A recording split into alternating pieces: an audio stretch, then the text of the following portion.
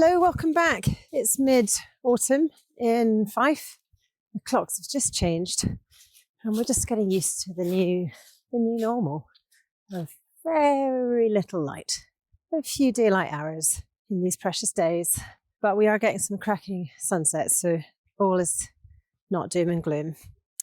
Today, Andrew is speaking to Jarlo from GMB Fitness, who you may already know. They've been around for years. He's also been teaching martial arts for years, but predominantly he's a physical therapist, or a physio if you're in the UK, or a PT if you're in the US. I don't know what you call it in Australia. Let me know. Anyway, the conversation starts by Jarlo talking about the kind of evolution of physiotherapy in the last few decades, from a rigid and structural sort of biomedical model to a more nuanced and biopsychosocial approach that recognizes the interaction between body and mind and setting or context. The conversation ranges through talk about evidence-based practice, how it often misses the kind of complexity of everyday life, and that tension between efficacy in a controlled trial and then effectiveness in the real world. You also have, there's a really good bit on placebo and nocebo effects and how they shape recovery. And he also talks about the need for play, which obviously we love, but he talks about scaffolded play, kind of using constraints and small tasks. I'll be back at the end. Hope you get a lot out of this one. If you're new here, please do give us a follow. Even better, you can leave a comment or a review. It really helps us be found by other people because we are a teeny tiny podcast. All right, enjoy. How to stand on shifting sand. How to bend but stay intact.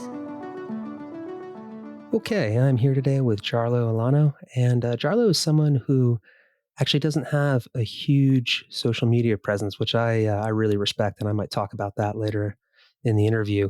I found him through some articles, so I like to read some articles from GMB, which is I would call it a gymnastics training organization, but I think Jarlo can probably elucidate a little bit more on that. And he wrote a few articles that I saw recently. I just thought they were really excellent, so I wanted to get him on and have a chat with him about some of the ideas he threw out there. But first, I wanted to let him go ahead and introduce himself. So, Jarlo, thanks for coming on. And who are you and how'd you get here? Hey, thanks, Andrew. Yeah, thanks for the invite. My name is Jarlo Ilano. So if I was going to identify myself, I'm a physical therapist. Been since 1998. That's when I got my MP master's in physical therapy. So quite a lot of changes in the last 28 years, 27 years. Did basically almost everything in physical therapy, physio that you could do except for wounds and burns and pediatrics. I've been in mostly orthopedic, especially back, neck, spinal cases were my bread and butter and what I really like to do. And a lot of manual therapy. So it's hard. I was looking through, your questions and describe your background. It's like, I've done a lot of different things. And once you hit over 25 years, you better have done a lot of things, I think. But in this case, in terms of talking about, the articles you've read, I'm a co-founder of GMB Fitness. So with GMB Fitness, we did that, we got together around 2008.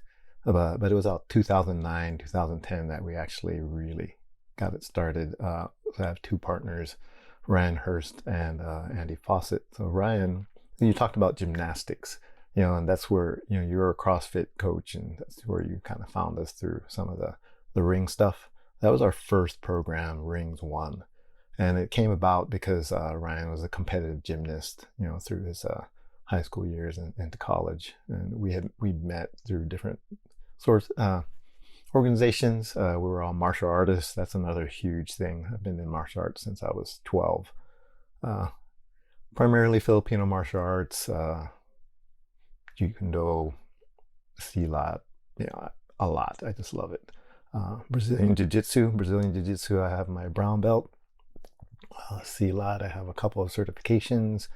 My newest thing over the last 6 years is Bagwazang. It's a Chinese internal martial art.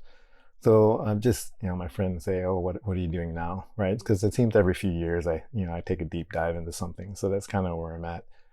Physically, that's, my favorite thing to do. But I've always been a meathead too, love lifting weights, all those kind of stuff. So kind of fit right into, I think, your philosophy. So yeah, GMB Fitness, we started out, sort of in that gymnastics path because, we saw that was kind of a void, a niche area that wasn't being filled. People, as you mentioned, were starting to get into CrossFit a lot. Rings were like, whoa, what is this? Right? I remember it being a really niche thing. Now it's, all over the place. It used to be you had the special order, right? It cost like $120. Now you can get anything. But that's where we started, and we sort of evolved into, the movement space, the movement culture space, just because of the natural extension, because it was more of what we did anyway, right? Martial arts practice, has an embodied practice for, hundreds of years, not thousands. It really is just hundreds of years. And especially in the last, 150 years where, the physical nature of it has been sort of coming to the forefront, more of a fitness thing versus, a war thing. And, that's borne out and throughout a lot of the traditional martial arts. I have a lot of experience in traditional and MMA and all of that. And I think we'll talk more about that and so why that even matters, right? All right. That's pretty thorough intro. Thanks. That covered all the bases. Yeah, it's a lot. I figured, why not? Yeah, no, it's good. It's what I wanted to hear. I think it gives the audience good background, and I think it sort of shows why I want to get you on, because you do have this great broad perspective. So there's a couple points that I want to kind of unpack from there. And first, I'd really like to talk about your history as a physical therapist, which you alluded to already. And then I'd like to talk about sort of the genesis and the evolution of GMB Fitness. So, like you said, you've been a physical therapist in some capacity or another since 1998, and I know you've had you've held different qualifications, you've kind of worn different hats and everything like that. Um, and I kind of like to know, like, how has your journey been in physical therapy? Like you said, I mean, 1998, it's not a long time ago in some ways, but in certain ways, it really is. And a lot of new ideas have come out. As always in this kind of thing, there's always a pendulum that shifts back and forth with different ideas. And I'm just kind of curious to see how has your practice changed now versus when you were like freshly minted back in the late 90s? What are some assumptions you make? What's changed? Can you just kind of tell me about how you've evolved as a physical therapist? Yeah. So I started in the mid 90s. So I actually did my undergrad. So I had a undergrad psychology, and I finished early because in my university you could do your final year of undergrad and the first year of your master's degree. I kind of knew what I wanted, right? I always wanted to be in healthcare. Did a lot of job shadowing. I was like, oh, physical therapy, that makes sense. Because, like I said, I've always been in martial arts, doing all that kind of stuff. And so it fit. I shadowed and I saw, people were working one-on-one, a good amount of time, much different than being a doctor then and especially now. It's like as an MD or DO or whatever, and you're lucky to get 15 minutes with a person and it's running through. So physical therapy had that sort of one-to-one. It seemed like you could really make a difference, and I've found that to be the case. Newly minted. So okay, the context of the mid 90s into the early 2000s was pretty significant. In school and even right out, a very strict biomedical model, very structural approach. This happens because this happens, right? Very, very traditional, and it's the way it was. But even at that point, in the mid 90s, there was starting to get into the push into the biopsychosocial model, right? And that's a big kind of buzzword in the last 10, 15 years, but it's worked. It's real, right? It's acknowledging the intersection between a person's experience, background, history, versus this tissue is damaged, and so it's exactly the problem that you need to fix. So the sociology, the psychology of that, because of my background, because of my undergrad, it made sense. But there was a lot of pushback through there, and like you said, with the pendulum swinging, I noticed, as that kind of went on, that it went too extreme, right? They forgot the bio part of the biopsychosocial model, right? So I'm really interested in these sort of intersections between, ideas. And my big thing, and I'm happy to see over the last 10 years in the research, 10, 15 years in the research, and you've seen this too. I mean, you have your master's in public health. You've seen a lot of the changes in what is being presented as evidence.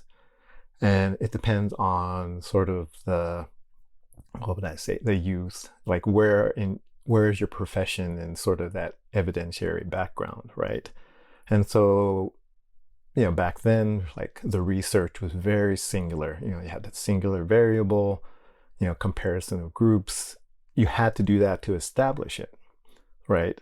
And so I remember with evidence-based practice, that was another huge thing that, began.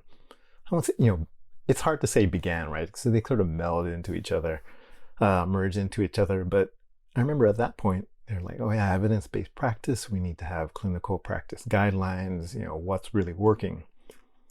And so to establish that, you had to have, single variable things.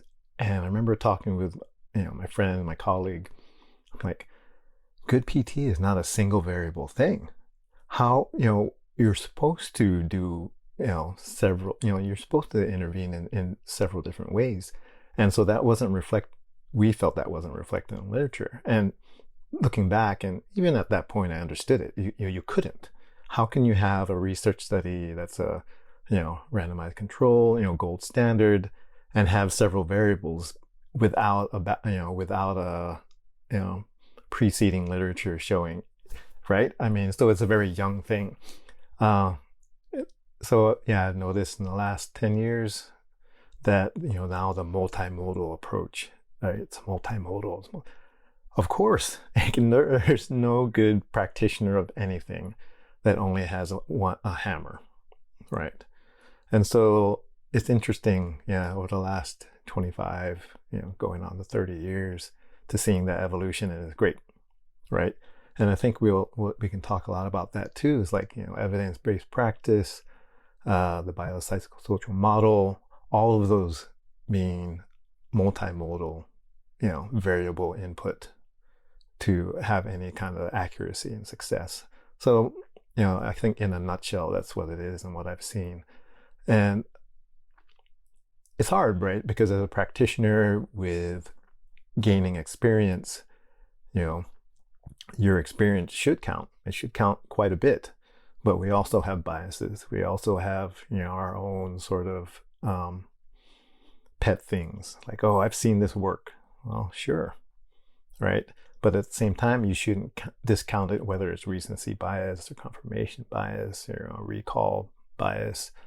I think as long as you're aware of it, the concept of equipoise too, with clinical. Do you want to talk about that? Yeah. So with equipoise, with clinical equipoise, whether it's research in particular or being in the clinic, is the practitioner's own beliefs are massive, right? Whether it's good or bad, right? The placebo versus nocebo, and whether it's unconscious. And I would have to say that a lot of it is unconscious. It just has to be. Who you are as a person, as you interact with another person, is massive, right? Whether you believe it or not.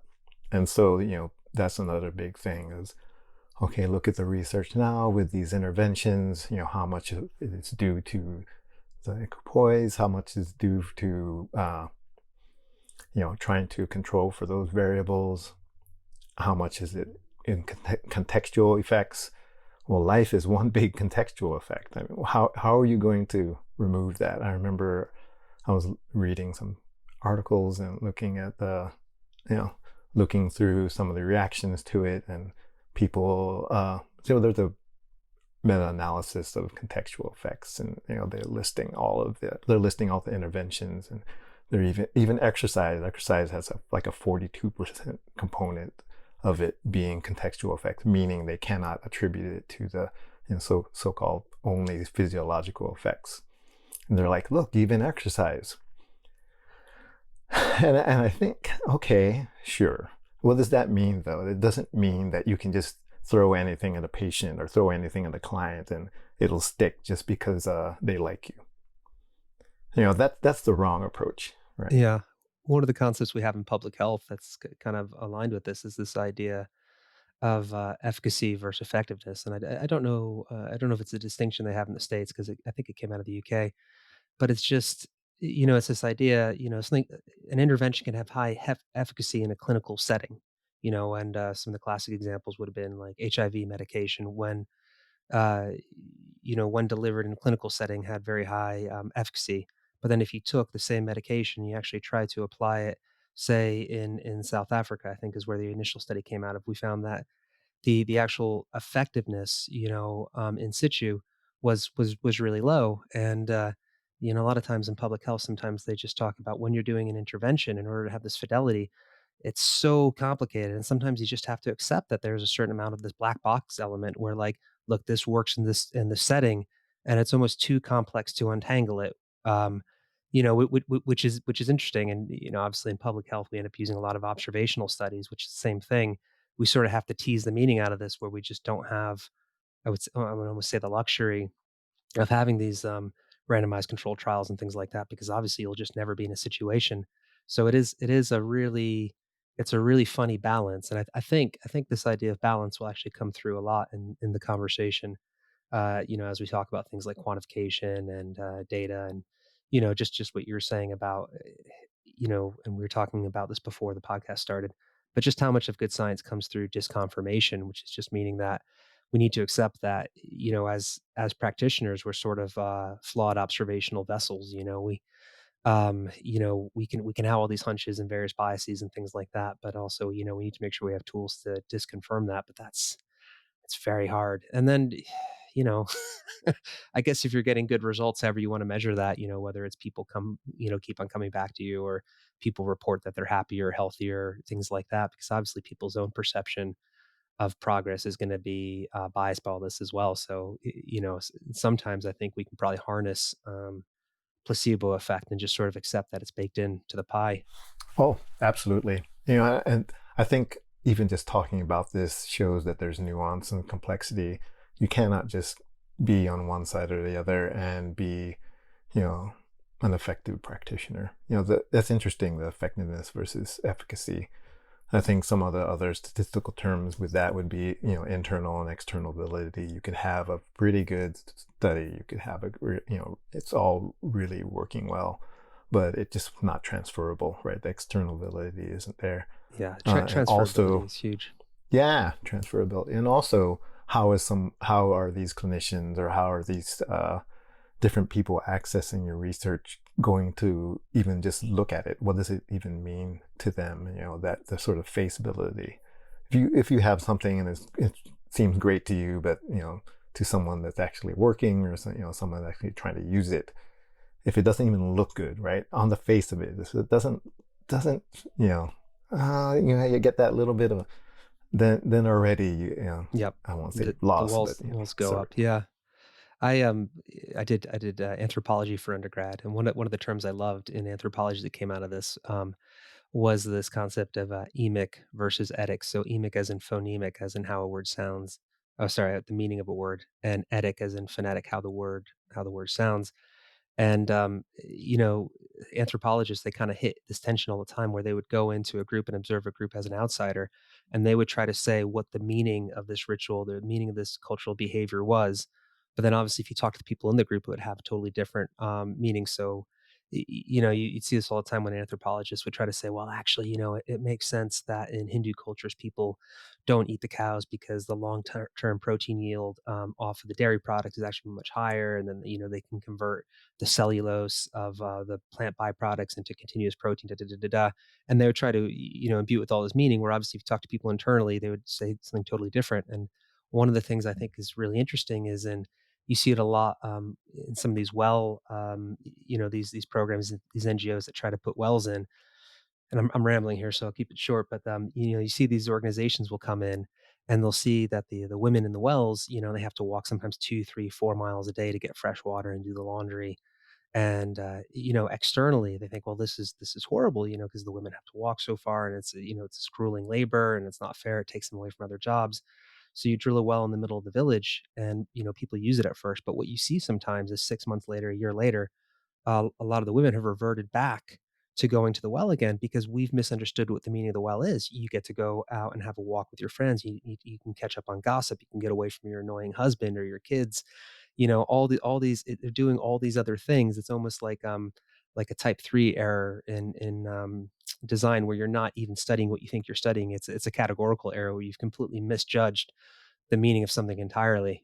Anyway. Right. I actually I know that story. That's really interesting.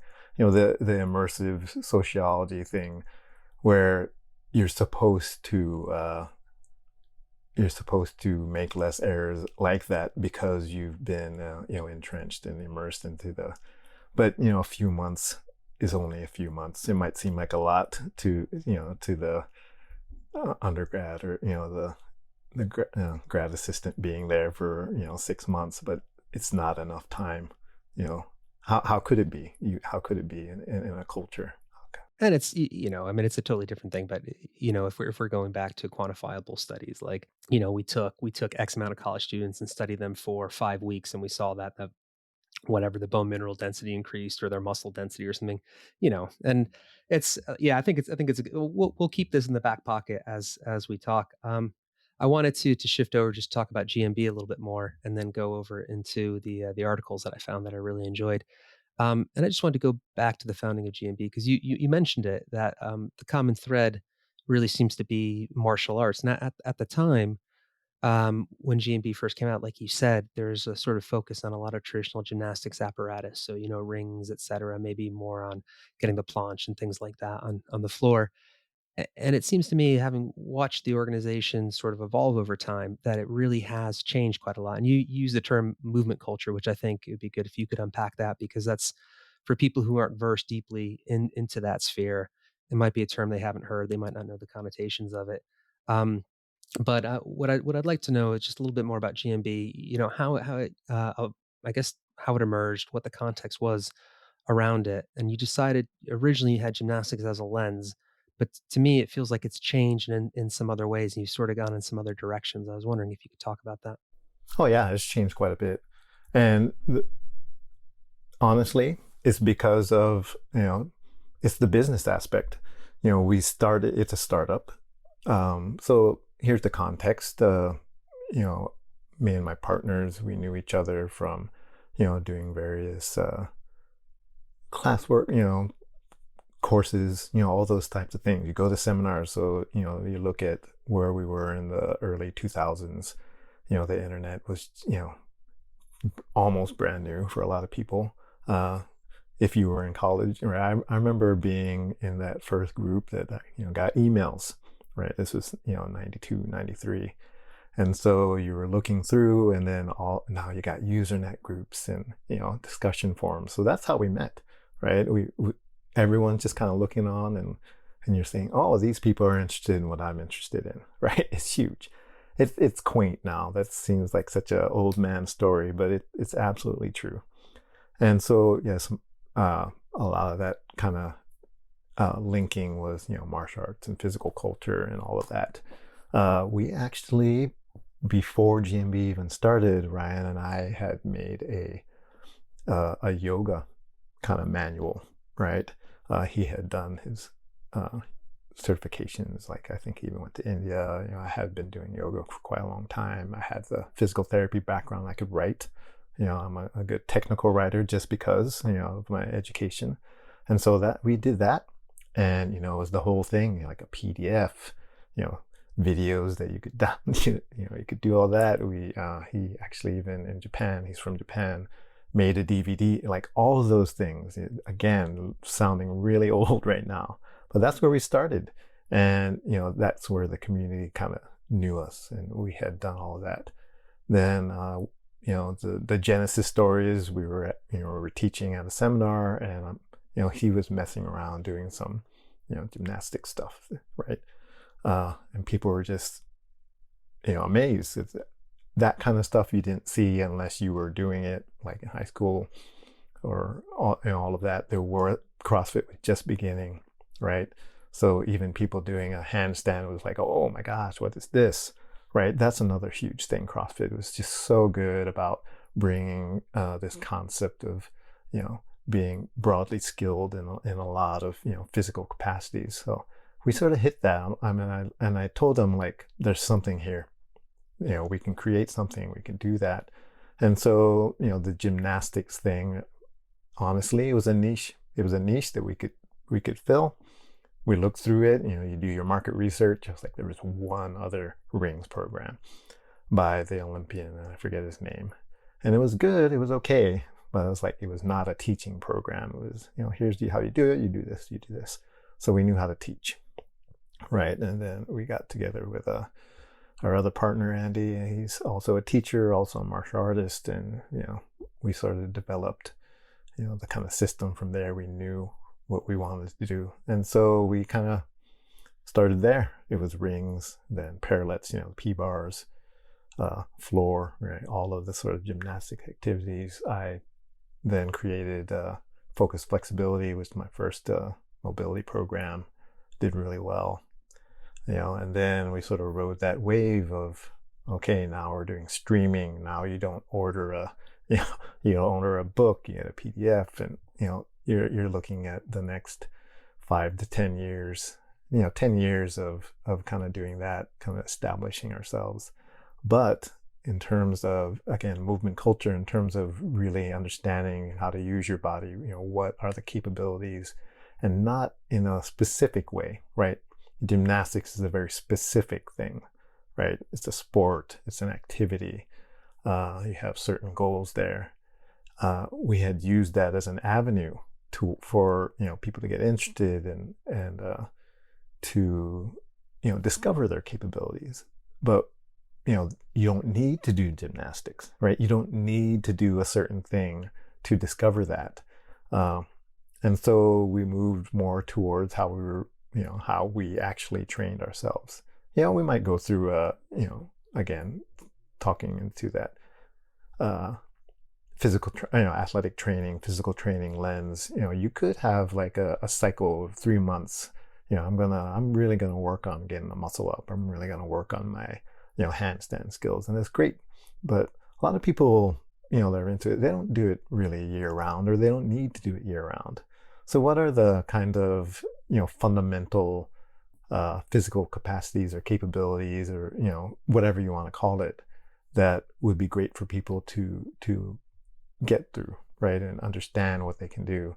And our thinking was, a lot of people past, not even college, but not even past secondary school, don't have an experience of physical education that's meaningful for them, right? They're, some people like to be active, but maybe they don't understand or really want to dive into it and go and, so they're listening to a lot of people say, oh, you got to do bodybuilding, or you got to jog, or you got to do cardio, you got to do all of these types of things. And they're not wrong, but they're also coming at it from the wrong angle. Why are you telling people exactly what they need to do? You need to figure out for that person what is meaningful for them, and provide opportunities, resources for them to kind of have a self-discovery. So I think, as a summary, that's where we're headed to and what we really wanted to do. And that happened about, I want to say 2014, 2015, when we came up with our program that we call Elements, which is uses locomotion, uses quadrupedal movements as sort of that movement base, and more than just that, we kind of took a lot of things to fill in gaps, right? I mean, we talk about the system is, from scratch to learning yourself well, that to me, that's what it is. It's introspection and learning yourself. Whether for me, a lot of that came through, martial arts, lifting weights, wrestling, boxing, all those types of things. But again, you don't need to do that, right? You don't need to learn how to wrestle. You don't need to do this. That's probably my biggest thing is people telling me, oh, you got to do it this way. If you're going to do anything, you got to do it this way. That makes no sense. Makes no sense. How are you going to tell someone, I think, what's the stat? I don't know how it is in the UK, but for the US, 80% of people are not meeting these physical activity guidelines, guidelines of 150 minutes to 300 minutes a week, a couple of times a week, a strength training, like half an hour. 80% of people aren't doing that. Exactly. Probably closer to 90, because that's a self-report, right? Yeah, That's a self-report. Exactly. It's basically no one is meeting these guidelines. And so how are you going to tell some people that, well, you're not really moving the needle unless you're doing zone 2 for 3 hours a week? Yes.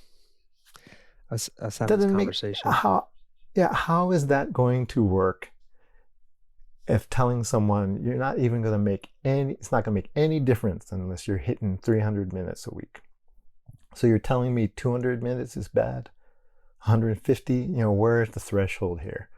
And so if you're talking about, public health, if you're talking about public health, if you're talking about changing habits, trying to promote, the things that we know contribute to healthy longevity, it doesn't start with telling people you need to do exactly this or you're not going to do it. It's just, so it's kind of a long-winded way of saying how we went from, a very kind of prescriptive thing. And again, it wasn't prescriptive. We've always thought, if people are interested in it, here's a resource, right? And it did well, especially as you said, that kind of CrossFit boom in the, early 2000s through that, 10, 15-year period. There was a lot of talking, so. No, that's good. It was again, you sort of anticipated a lot of the questions I want to ask, so it's going to make transitions into the questions much easier. I think the stats are about the same for the UK. I think pretty much worldwide. I think a lot of people use the ACSM recommendations they have in the States, and that seems to be the standard. The stat that I always it's use, a good one too, right? Research is sound. It makes sense, and I mean, you've brought up a pretty a similar point to what I'm going to make about grip strength and being, using proxy measures and things like that. So sometimes putting the chicken before the egg. It is a really good standard, But as you mentioned as well, especially because people tend to catastrophize anyway. People are like, oh well, I missed this anyway, so what's the point? My favorite, the one that I've seen before all the time, and I would see this sometimes when I was still in the health and fitness world, is that I would see people who have their pedometers and at the end of the day and they hadn't hit their 10,000 steps. So they would just go and they'd look at it and they would just start shaking it to make sure they got to that magical number. So they had the benefit of the 10,000 steps. But yeah, it's interesting that the thing I always think about is in the UK, they use slightly different measurements in terms of participation. But I think the one that I always see is 85% of the population is not engaged in any kind of regular physical activity. The caveat being, um, that kind of has a fitness bias. So like a lot of the things is like they don't have a gym membership, but I don't know, some of these people could be gardening or hiking and things like that. But it is, yeah, I mean, I think you're exactly right. And you touched on this when you're talking about the importance of meaningful movement. But if someone is told they have to engage in something or else, it's like, well, my doctor said I have to do this and this and this. It doesn't necessarily make it meaningful for them. And, quite often it's kind of like when your dentist says you have to floss every day. It's like, well, yeah, okay. I mean, I've got a lot of things, going on in my life. I don't know if I'm gonna be able to floss every day just because you told me to, because you're looking at it from this one perspective.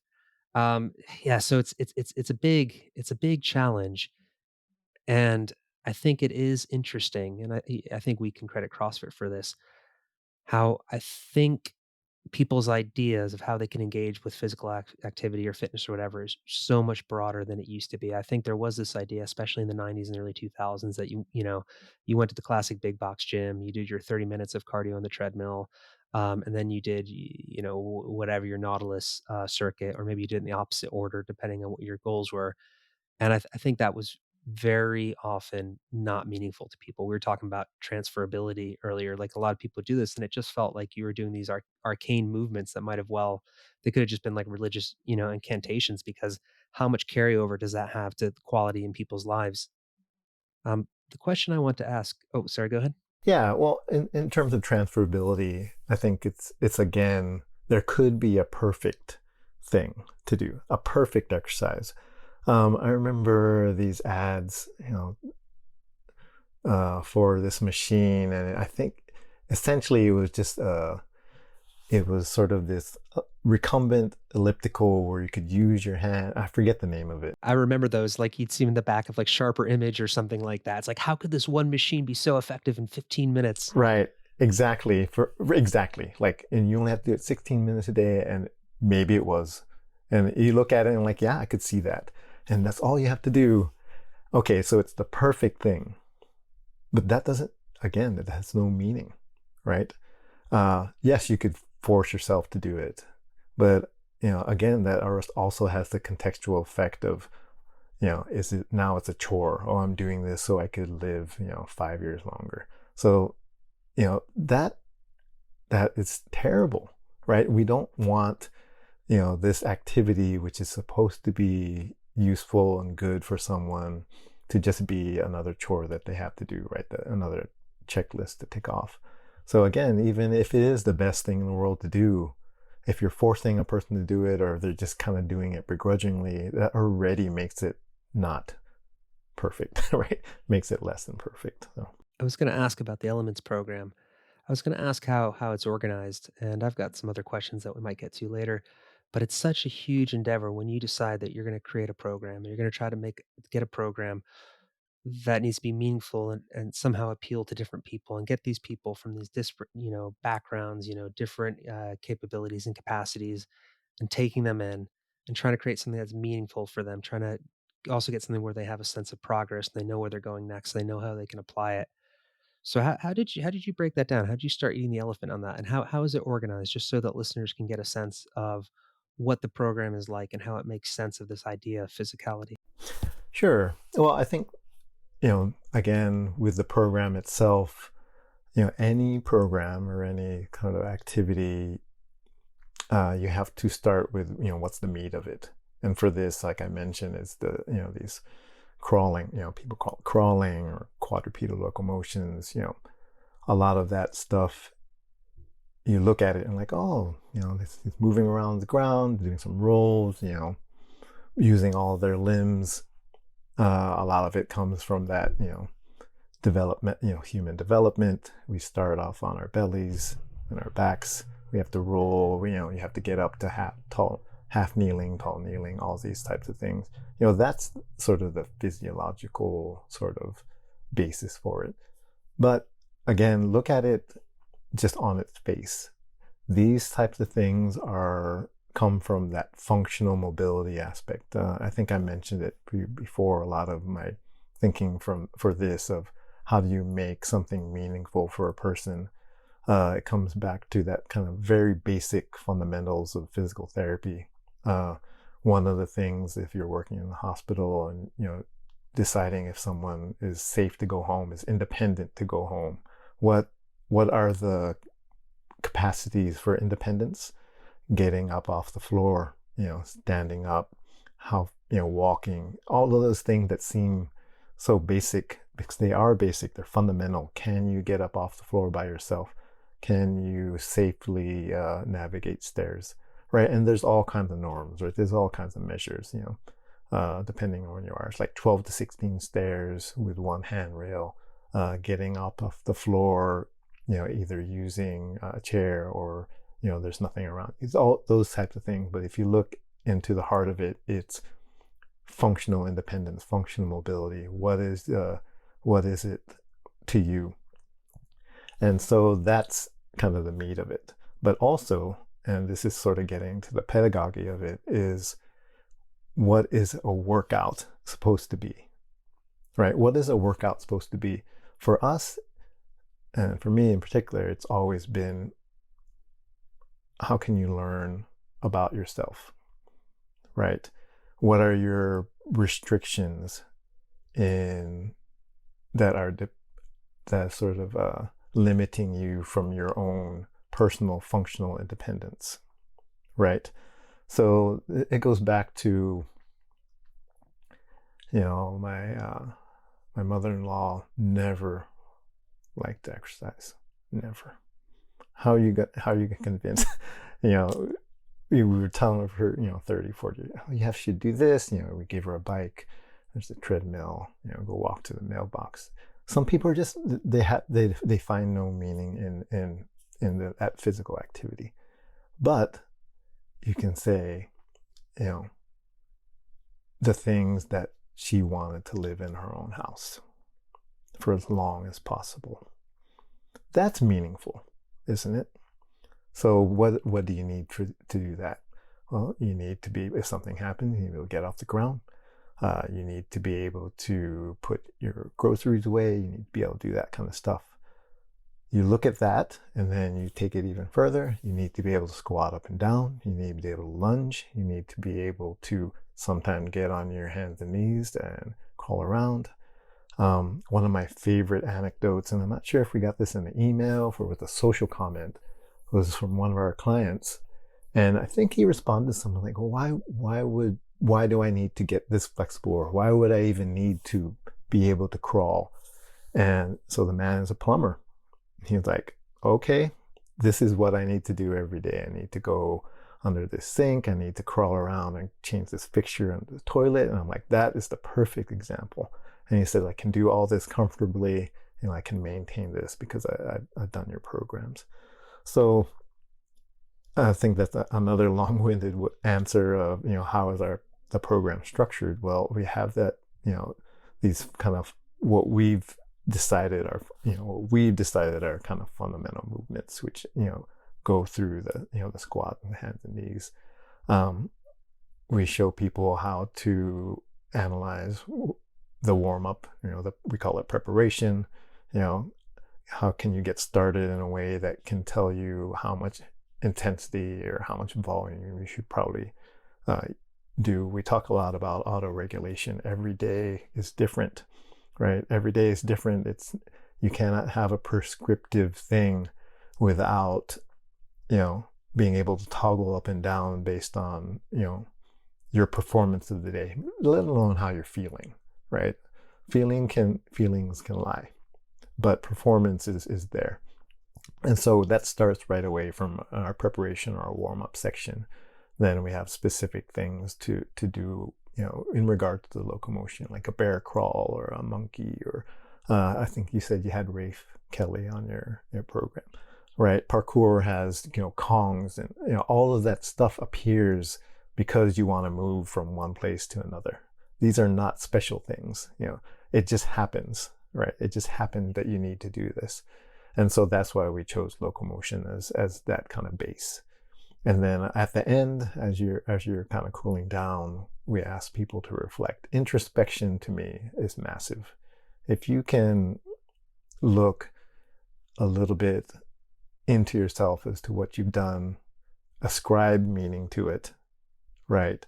And see what you could work on. That's real progress. Progress happens there, right? Progress happens within, internally, interoception, much more than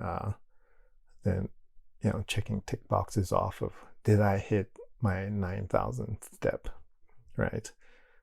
Did I do my 6th set of, hypertrophy work? I love the minimum effective dose research now, though. That, to me, that's meaningful. Because what if you have someone that just absolutely hates strength training? And I've had so many people tell me that. I was like, that doesn't even make sense to me. I love it so much, right? But it is there. So maybe you can give them, here is the dose, and it's minimum, right? And I love it. And the minimum effective dose for strength training is so much lower than people would expect. So much lower.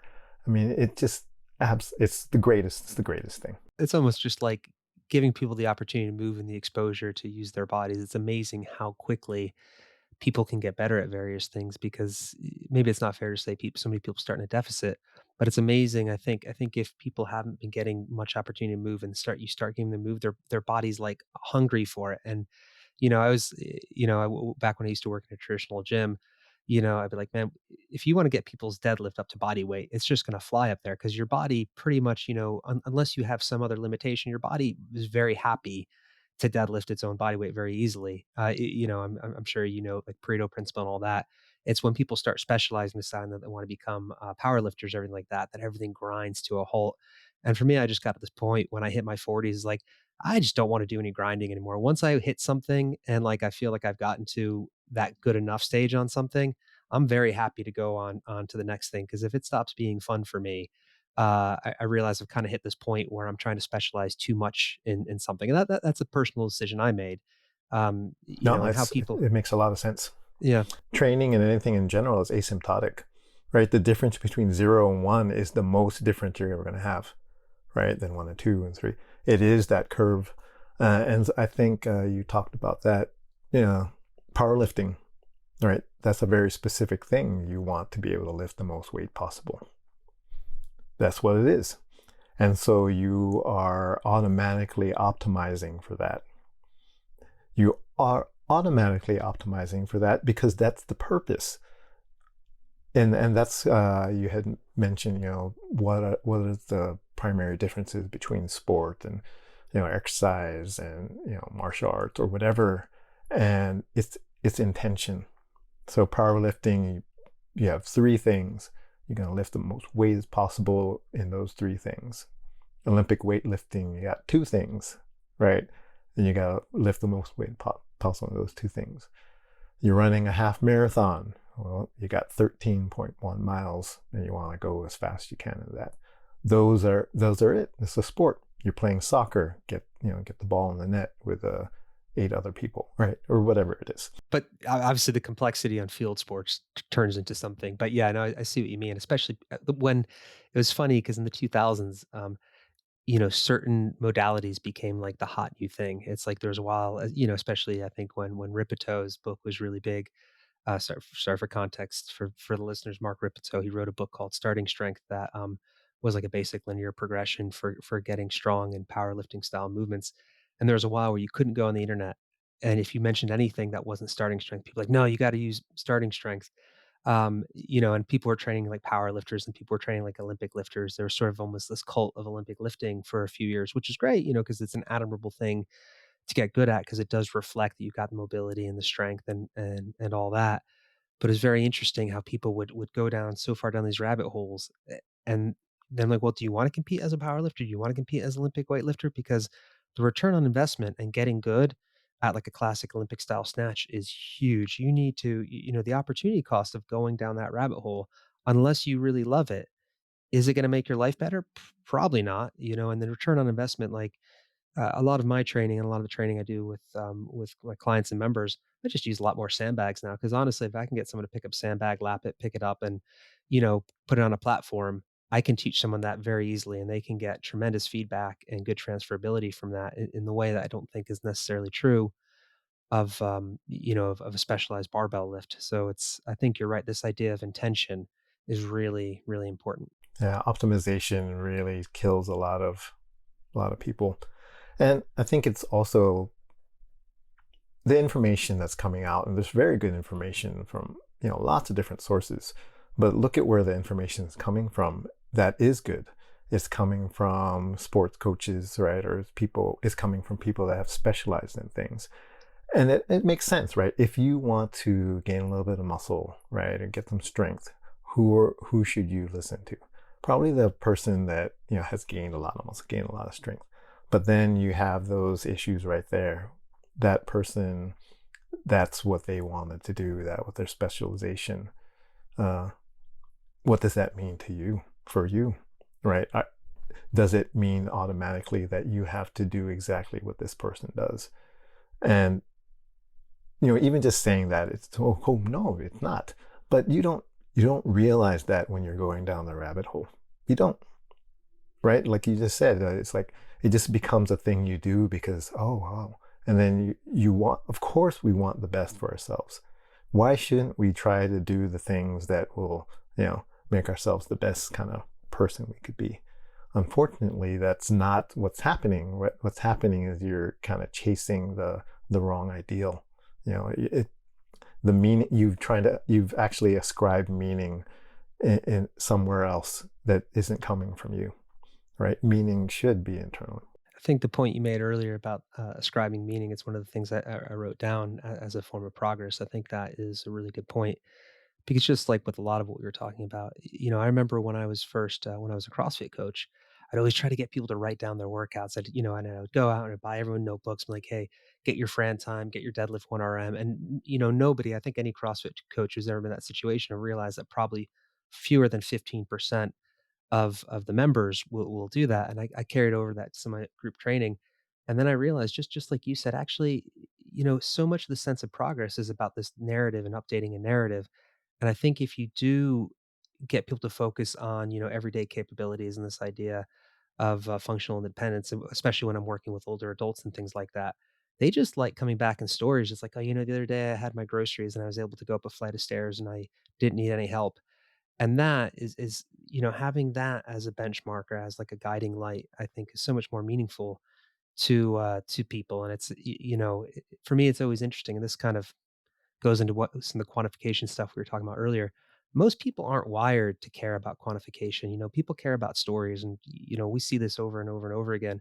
And this idea that it's more virtuous for people to go to a gym and write down their numbers, that's great if you're wired that way. But just in the way, I don't expect most people to do meal planning, and count their calories on these things. In the same way, I don't really expect people to write down their numbers as long as they feel like everything is going in the right direction and they're participating in something that they wouldn't normally be doing, and they're sort of, moving the ball forward. I'm very happy with that.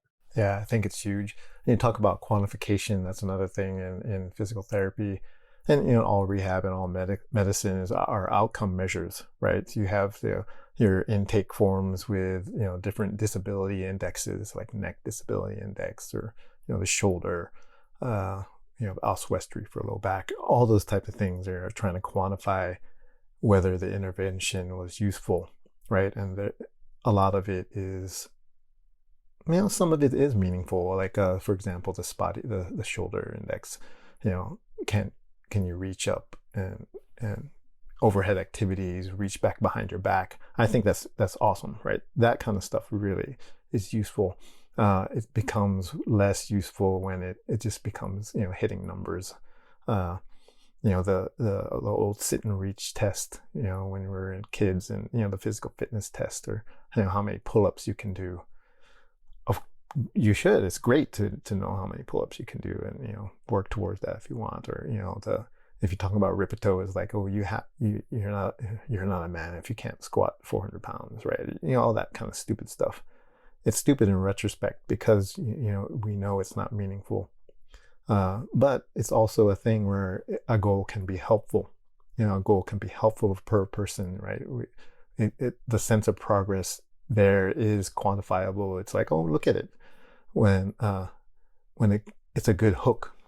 But again, it becomes less meaningful and less useful when it becomes a target that doesn't really mean anything for a person. That's why we really focus on quality of movement, quality rating.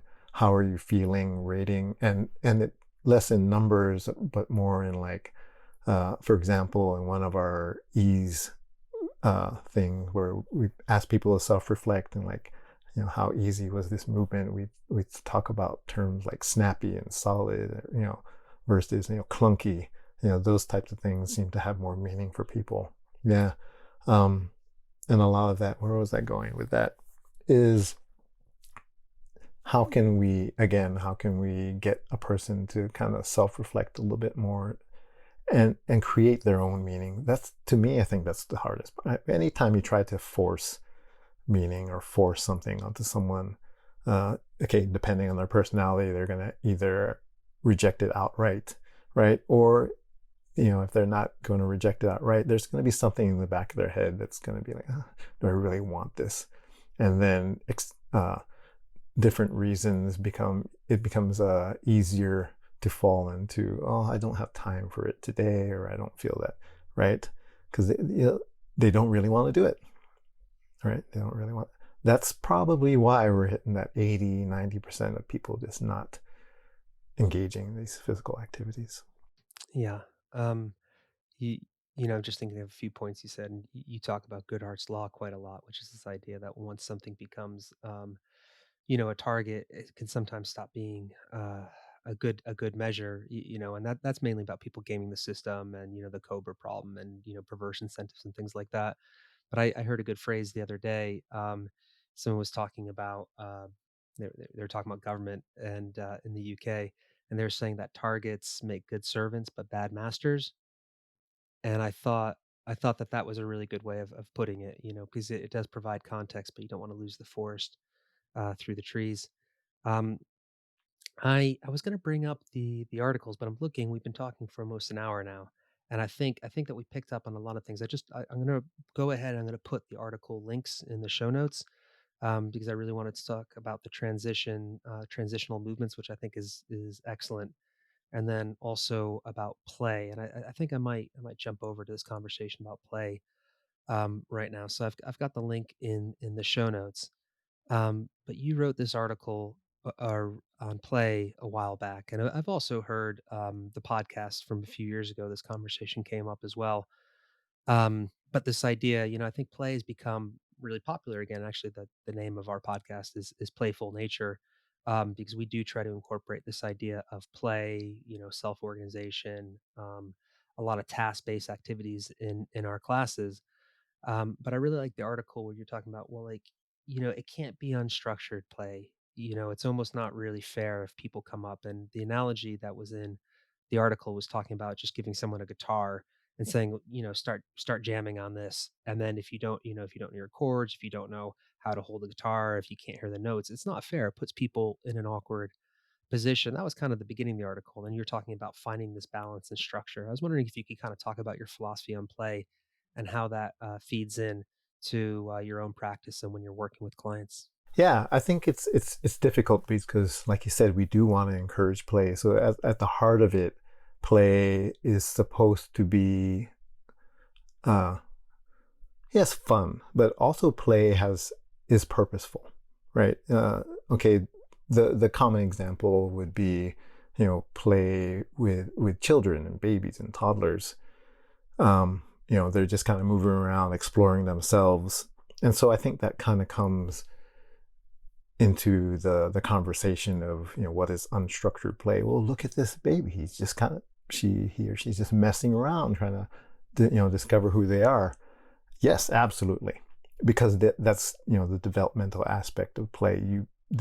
Everything is new. Everything is brand new. Could you imagine a time? We can't imagine that anymore, where literally everything is brand new, right? Your feet are new. Your fingers are new. All of these things you put in your mouth. That is a very distinct, specific thing, right? And so that's kind of taken out of context. We're like, okay, this, look at that. Let's just imitate this baby. Well, the context is off there, because not everything that we do is brand new, right? So it doesn't have that meaningful kind of neurological input, that neurophysiological input. It goes into practice now, the concept of deliberate practice, where you can do a thing and have repetitions and do, that's great. You should do it. But if it becomes something that you've just kind of done before, and you're not pushing yourself, then you're not improving whatever you need to improve. So not to say that everything we do should be towards improvement, but that's sort of the thing for making a purpose, right? So that was my issue with kind of the unstructured play. It's sort of this kind of naturalistic fallacy. Everything we do should be just kind of flowing and loosey-goosey, which is great. There's a lot of things where that can be very useful, but you're going to hit a plateau with that very quickly, right? And that's another thing too, is why am I harping so much on kind of improvement and progress? Because that's another factor in making something meaningful for someone and making it into something that they want to continue to do. Anytime we have a sense of progress or a sense of, okay, this is helpful for me, whether it hits certain numbers or not, that in itself is going to make it into a lifestyle change, right? In terms of public health, it is a lifestyle change, right? It is. At its heart of it is, what can we do for that? So the example I put there of a guitar or any kind of music is improvisation is key in any kind of music. It is. You should be encouraged to do it right away. So, whether you play guitar or piano or any of that, a good teacher is going to introduce improvisation and play pretty early. But concurrently, if you're not also doing your scales, if you're not kind of understanding just a little bit of music theory, you're not going to have as much fun with that improvisation, and you're not going to kind of go anywhere with it. And so that's kind of my take is, it is unfair to say you have a movement class, or you want people to kind of get to understand their bodies and, get out of their, routines and ruts, which is great. But if you have someone that hasn't done anything at all, and then they see these people sort of just kind of moving around and it looks great, I'm like, oh, but you're going to get a disconnect. I don't even know where to start. So you have to have some sort of entry point, and whatever foundational things or fundamental or basic things you've decided are there, you should be helping to guide people towards that, and at the same time encourage, okay, here's a little something that you could play with just from what we did today, right? You don't have to have, okay, here's a 3-month program where you go through all the basics, then we can play. A lot of that comes from for me too, like martial arts stuff. There are a lot of schools of philosophy where you shouldn't spar for the first 6 months or year. You shouldn't spar. You shouldn't roll in jiu-jitsu, or you shouldn't. That's not, that doesn't work, right? Even in boxing, I started boxing when I was 13, and we sparred the first day. We did a couple punches, like, okay, but it wasn't like, oh, you're trying to kill each other that first day, right? You have specific things. My teacher, Burton Richardson, who I've been with since 2004, he called them performance games. So, for example, I'll just say we're doing stick sparring or knife sparring, and we have a padded stick. You got all the stuff, right? And you're not trying to kill each other the first day, but you have a task goal. Like you've talked about this. We're going to try and hit each other in the hand. That's the only target, right? That's the only target. We're trying to hit each other in the hand. And here are two things. You make an X with your stick or your knife, and see if you can make that X and try to hit each other's hands, right? And then that right there, that's sparring, right? It doesn't look like the UFC, doesn't look like, a medieval melee, but it absolutely is sparring. And so that's the thing that you can do. These types of free play can have structure. You cannot tell me that that's not playing, right? And it has constraints. Yeah, well, that's a good segue. We don't have much time, and I might be about to open up a can of worms here. But you brought up constraints, and then you were also talking about, small games and martial arts training. And I'm thinking, for example, in BJJ, you've got Rob Bernacki, who really, I think, was one of the pioneers in coming up with the games, but who also is someone who famously doesn't like ecological dynamics as uh, at least the way it's presented in Brazilian Jiu-Jitsu. But then you also have this concept of aliveness, which we were talking about earlier. And at the risk of only having a few minutes left, I think it might be worth bringing this up. So, you know, not even just in martial arts, but in across other modalities, ecological dynamics have become quite popular. And I think, as with any kind of movement, when the pendulum swings back and forth, you always have the sort of zealots who have this pure idea of something, and then I think you have the sort of practitioners who have enough experience to, kind of take that Bruce Lee approach of taking what is useful.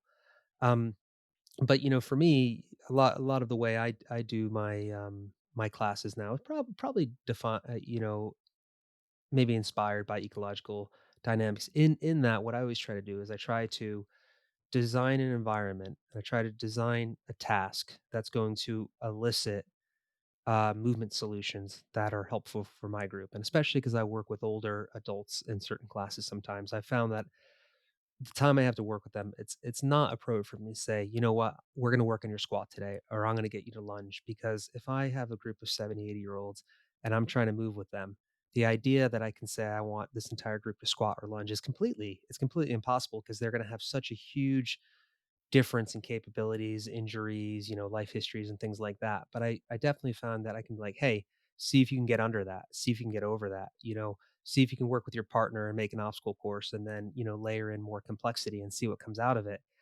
And it's so much easier. And it's, from my own point of view, but it also means people don't feel like they're failing all the time and there's something wrong with them, because they're solving the problems. But then, you know, I I think a lot of what you were saying, it was kind of tapping into some of these ideas of ecological dynamics. But then also, I think, as we talked about off mic, is sometimes some of these ideas can be taken to an extreme example. And I think maybe that's not fair. Maybe some I people think it's try to fair. apply them in a way. Okay. All right. I'm going to hand the mic over to you. Give me your take on it. I think it's fair to say it's extreme, and there's a couple of reasons for the extreme nature of it, and a lot of it, frankly, is marketing. Especially with Brazilian Jiu-Jitsu, I could talk forever about this, but in the beginning, it was the early '90s, especially with the UFC, and it was Gracie Jiu-Jitsu. All you had to do was be a Brazilian Jiu-Jitsu school, then you got people, right? Then you fast forward another 10, 15 years later, and you got to have different techniques, and you got to market yourself. To me, it's straight up marketing, because it doesn't make any sense that you're just saying, oh, you don't need a teacher. Why would you need a teacher? Because you got to figure this out for yourself. Where this is born out of, and why it almost makes sense, right? It's because this comes out of the motor learning literature, and the term that probably is most applicable here is bandwidth. So bandwidth is, in this particular thing, the terminology for bandwidth can be narrow or broad, right? Or larger. And theoretically, the larger the bandwidth, meaning what are all the things you can do movement wise, has the most retention for motor learning, has all of that, right? But you're going to have these contextual factors of frustrations, feeling like a failure. So narrowing the bandwidth improved performance, right, within the session, which motor learning people will say, well, that doesn't mean it's going to translate to, retention of those results through there. And they're right.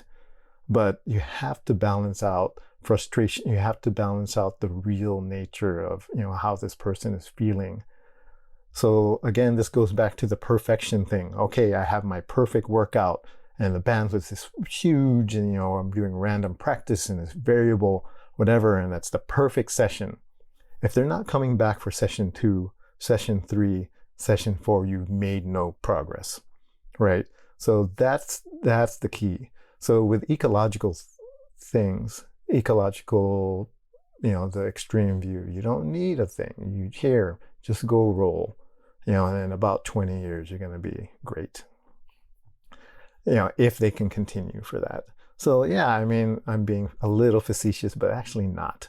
A lot of this is just born out of, the current, our current state of the world, where you got to get views and clicks and hits. And I am going to say that. It's absolutely that.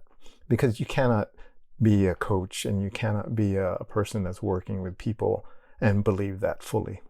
You can't, right? If you really believe that someone doesn't need a teacher and should just kind of do whatever, then why are you even talking anymore? You should have said the thing and then left this fear, right? It's disingenuous. Dan Edwards, who teaches parkour, he says something very similar about that as well.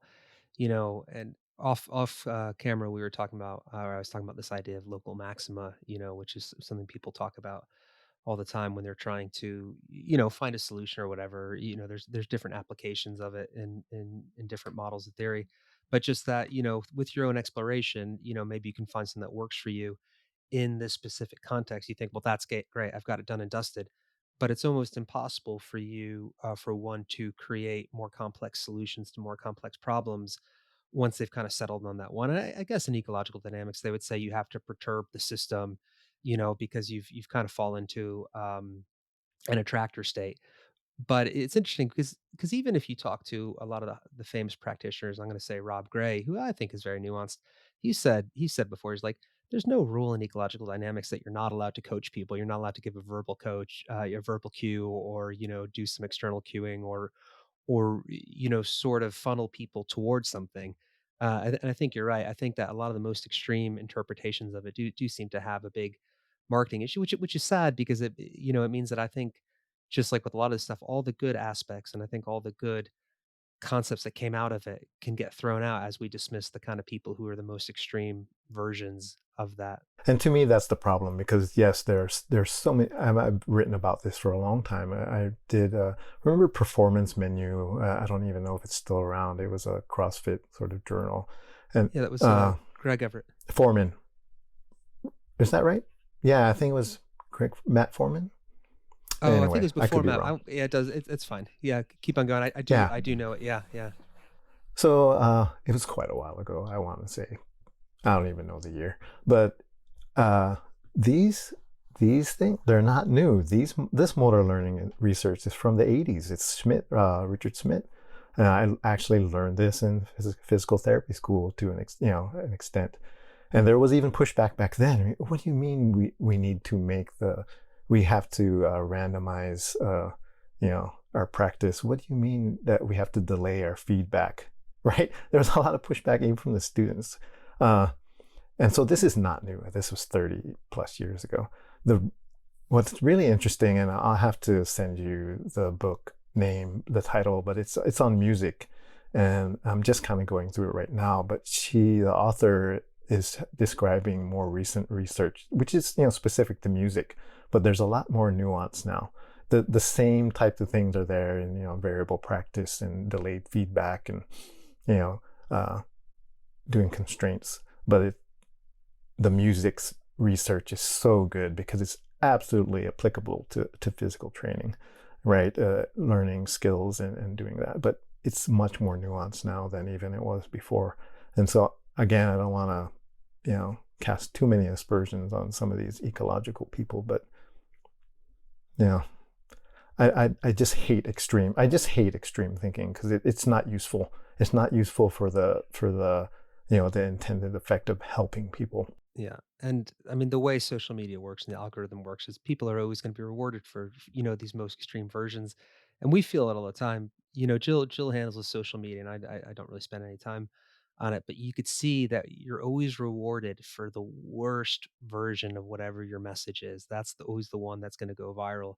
If you try to do something that's a little bit too nuanced and has too many caveats, nobody cares. People want to hear, hey, here's one tip that's going to fix everything in your life, and you're going to be rewarded for that. So you can't, obviously that, going back to reverse incentives.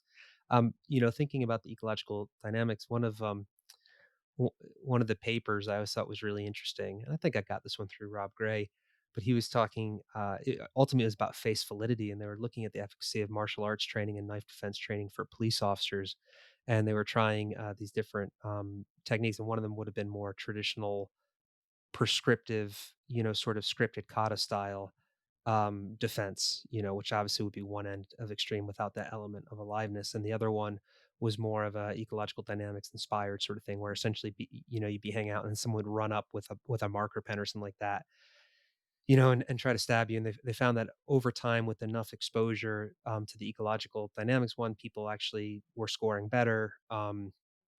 And then they did a retest 6 months later or something like that, and they found that actually they retained more. But that's not the interesting thing.